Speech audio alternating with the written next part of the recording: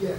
Great, thank you. I can work this. So this is who I am, economics markets commentator, and the question is, what makes an economy go rich? And I'll take you to the next slide we've got here, which one very enterprising and very diligent member of Middle East Monitor pointed out that I don't think this slide is finished, he said. He wrote to me. And it's a good point, because it looks rather bare, but it's only got one bullet point. So, or can Saudi Arabia reform its oil-based economy? And that basically begs the question, what's that got to do with growing rich? And that's an important thing, and I want you to think about that in terms of economics. It's all about what makes an economy rich, and just because you've got oil doesn't make you rich as an economy. Saudi Arabia has a lot of rich people. We've heard about some of them today who are going to get a bit poorer and some maybe get a bit richer.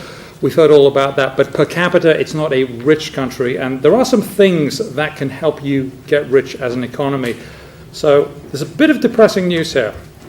So, sorry, that's the wrong way. There we go.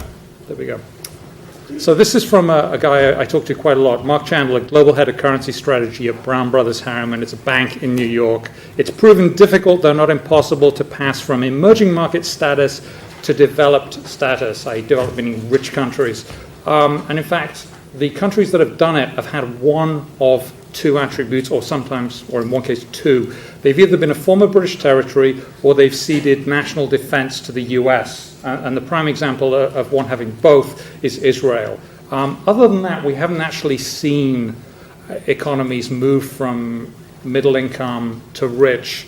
And that shocked me when I heard this. And I thought about it, and I thought, well, that's really interesting. It's rather depressing in some ways. But it's not as complicated as the PowerPoint slide showed, that I'm not working very well. Anyway, so I thought, okay, well, what is it other than, you can't change whether you've been in British territory or not, other than being asked to be invaded, which I don't think anybody wants, and it's kind of hard to ring up the White House and say, we'd like to cede our national defense to you. Luckily, Saudi has one of those things. It's sort of ceded its national defense to the US in a way. But there are other things that Saudi Arabia will need, and let me go to those. And these are just some of the things that are very important, though. Property rights. If you work on something, do you retain the right to it? If you build a house through your labor, do you get to keep that? And other things that go with that. If you get to keep it, can the government take it away from you just like that? Or, do you get to keep it and go through a normal civil procedure? And I think about this country. The government can't just come take your house. They've got to compensate you for it. They've got to give a reason. They might have to buy it at market rate. There are laws. The rule of law is most important. It's not dictatorship. You might not like the laws, but they're pretty clear what they are, and you can get some help from lawyers. You can also sue people. If you do some work for somebody and they don't pay you, you can peg it along to the local court and sue them, and you can get a hearing and hopefully get a reasonable hearing, and you can have it out in a forum that is public, and that's very important. I'll go on with these non-punitive taxation. You don't want all your winnings taken away from you.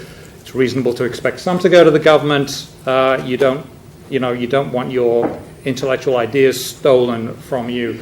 All of those things. And you've got to have those, because otherwise people won't work hard to build something. It's very, very boring. Ease of doing business, and here's where Saudi Arabia really seems to fall down. Low corruption, limited bureaucracy, and limited government involvement in the economy. Well, on the ease of doing business in Saudi Arabia, I think it's 92nd on the, is that right, Jason? Yeah, 92nd on a list that doesn't go much further than 92. It goes a bit further, but you really want to be in the top 20. You want to be in ease. You want to be able to set up a company as quickly as you can and then get going and not have to have lots of permits and all that sort of stuff. So I would say that's another set of things, and you don't really want bureaucracy and having to fill forms in, because nobody goes to school just to fill in forms. Okay. Low barriers to international trade, limited tariffs, You want a liberal bankruptcy code so you can attract risk takers. Risk takers are the way that your economy will grow risk. People who are willing to put their money on the line and give it a go. They will fail occasionally, and they need to be able to start again. If you don't have a decent bankruptcy code, they won't do it because one failure and they're done.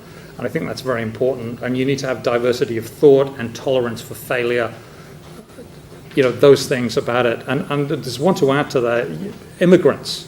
If you think about it, immigrants, and this country is a great example, as is America. Immigrants set up an amazing number of businesses, and they do very well. And it certainly makes London what it is.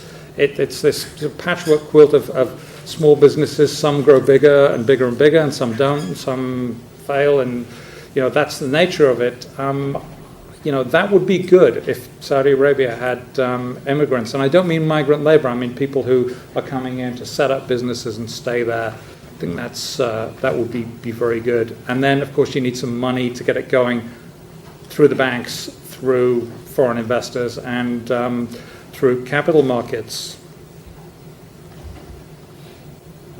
Stable currency, which they have. They peg it to the dollar. You've got to have an educated workforce, good universities, roads, airports, seaports.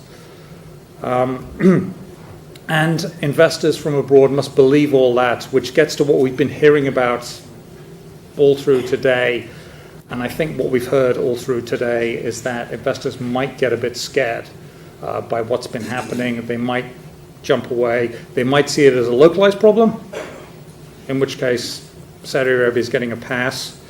I don't know. We'll see what happens. That might happen. I'll happily answer questions on all of these. Don't worry, because I realize these are questions. So the answer to the question is, can Saudi Arabia transition from oil? Yes, right?